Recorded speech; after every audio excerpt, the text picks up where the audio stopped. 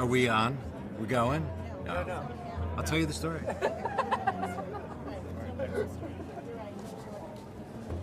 Because I want your reaction and then spoil it all. So tell me who you are and where your story comes from. So my name's David Goodtree. I'm from Boston. In 1891, Jewish community of Boston, like Jews around the world, were beginning to awaken to their peoplehood. And the Jewish community in the north end of Boston, a particular group of Lithuanian immigrants, thought that the Jews should have a flag.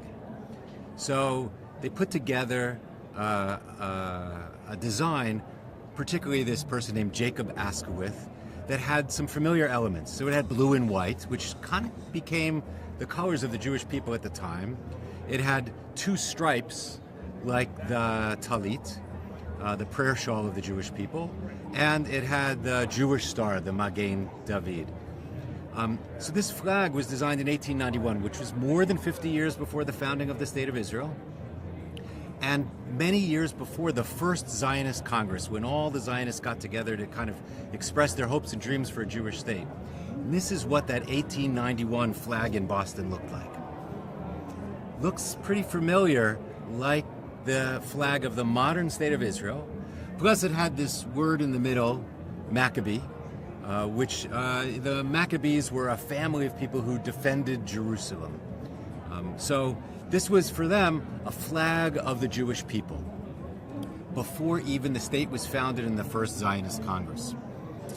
In 1892, the next year, they paraded it on the streets of Boston in the 400th anniversary celebration of Christopher Columbus's discovery of America.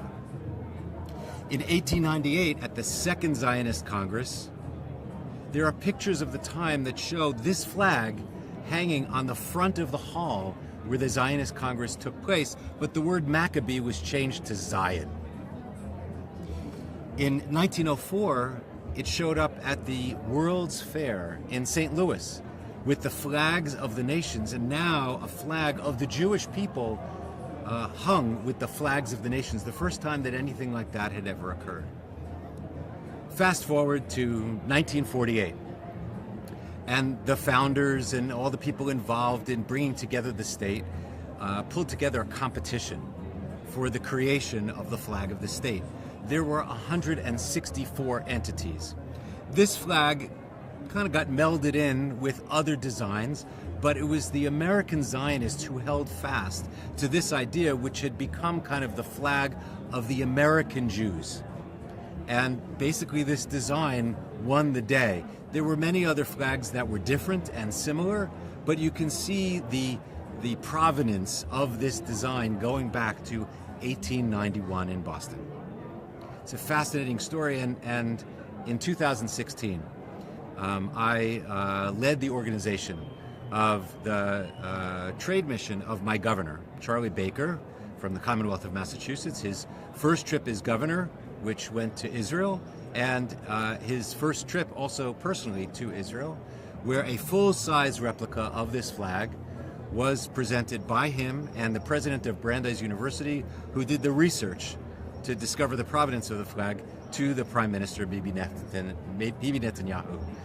So this is now firmly established as kind of the Betsy Ross-oriented origins of where the flag of Israel had creative inspiration. And it's interesting that it started in New England, just like the Betsy Ross story. It's going to be interesting. Like the Betsy Ross story, the cradle of the American Revolution, and it was really recognized that at the time, the greatest concentration of Zionists in America were in Boston, in the north end of Boston, which today is Little Italy. So, tell me a little bit just about your feelings being here at the policy conference. I'm just curious from your, especially with your knowledge of this story, how does this resonate with you, this U.S.-Israel connection, the flag, and then seeing all the people at this conference that's all about the U.S.-Israel relationship? Right. So, as well documented in Michael Oren's book, Power, Faith, and Fantasy, the Zionist idea was very much embedded in the idea of the founding of America and all through every age of America. This flag is a demonstration that actually the connection to Jewish peoplehood and nationhood and the future state of Israel was actually deeply connected not just to the people who went to Palestine or to the East Europeans who went that direction or from other parts of the world in the Middle East, but all the way back to America. And they were deeply invested in the founding of the state of Israel as well. What's your one takeaway? I've only been at the policy conference for the first day, so I realize it's a little early, but I'm going to guess you've been to other policy conferences before. So tell me, what number of policy conferences is this for you, and sort of what are you taking away from this year so far? So I think this is my 12th, not stop counting. AIPAC. Back up and say 12 what? This is my 12th policy conference. Oh, they don't hear you. Yeah. So 2018 is my 12th policy conference. And I think what's special, especially special about this year is the U.S.-Israel relationship is a bipartisan issue. This is how AIPAC was built, is to make sure it's a bipartisan issue for both sides in Congress, Democrats, Republicans, and Independents, in a time in which people feel polarization in America. And this is the only kind of topic that people don't wrestle over in disagreement. They wrestle over about how to do things right, and that's reasonable and good. But people sitting next to me may support the left or the right or something I disagree with or agree with, but we're all here for one common cause. And we can find that ground together, and that feeling is stronger here now than at any other time, and more important for America as a leadership topic compared to all other topics in America.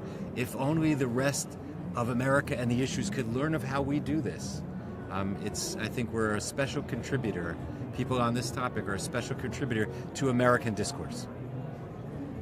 That was your, that wasn't for Toldoth though. That was, No. yeah. Okay. You're on to me. Yeah. I'm a multi-purpose. So Something else? that was like one take. Was that okay? That was perfect. Okay. That's great. Do you want to hold up the flag for a second? Do you want to throw some of that? Gotta go see the flag.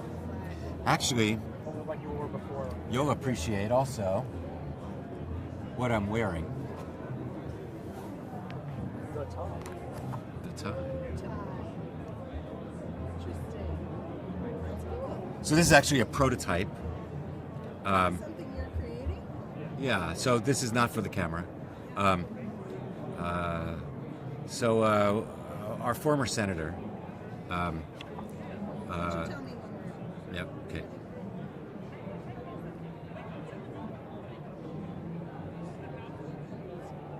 What's the name of the center again?